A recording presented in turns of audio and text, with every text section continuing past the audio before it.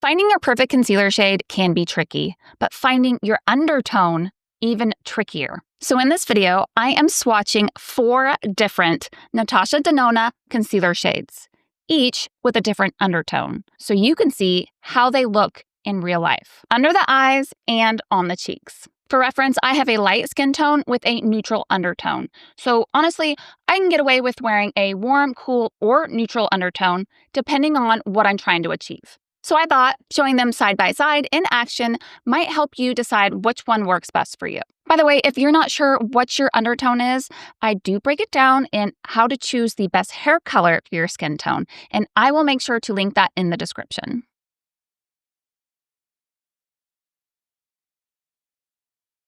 Starting off with neutral. This is shade N4. This is what I would call my safest match. If I just wanted to even things out without thinking too hard, this is the one that I would probably reach for. Under the eyes, you'll see that it doesn't really brighten, but it does melt right in. It's great for when I want like a no makeup look. On the cheeks, it basically vanishes right into my skin, which does make it ideal for spot concealing or evening out my skin tone. What do you think of this match, and would you wear this shade? Next, we have Peach. This is shade P2. Peach is my go-to when I want to correct and conceal at the same time, and what I've been reaching for the most these days. Under the eyes, this is where Peach really works. It helps neutralize dark circles, but still looks natural. On the cheeks, it blends out well, but shows just a bit more warmth than the neutral shade, which I actually kind of like. It makes me feel like I look more alive. What do you think of how this one looks? Next, we have a Rosy Neutral undertone. This is shade RN3. Rosy tones add a brightness and can look super fresh, especially if you're more cool or neutral. Under the eyes, this one does give a very nice lift and brightening effect. Great for that like awake look. On the cheeks, it looks very similar to the neutral on me, to be honest. It still blends in well and does add a touch of radiance, but doesn't really enhance my skin tone. What do you think of how this one looks? Could you see yourself reaching for something like this? Next, we have yellow. This is shade Y2.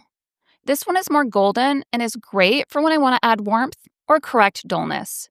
It definitely leans on the brighter side.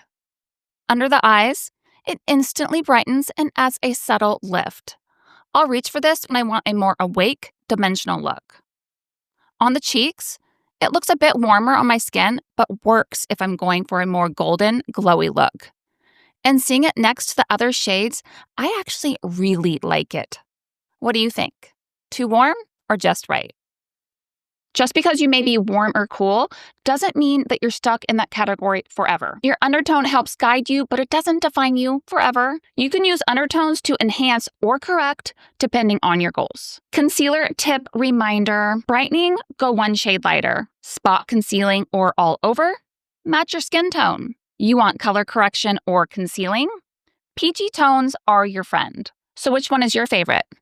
They all serve a purpose. It just depends on what your skin needs that day. You don't have to be married to one undertone forever.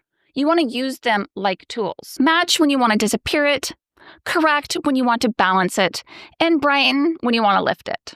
Let me know in the comments which one of these undertones you think look best, and which one that you usually use and why.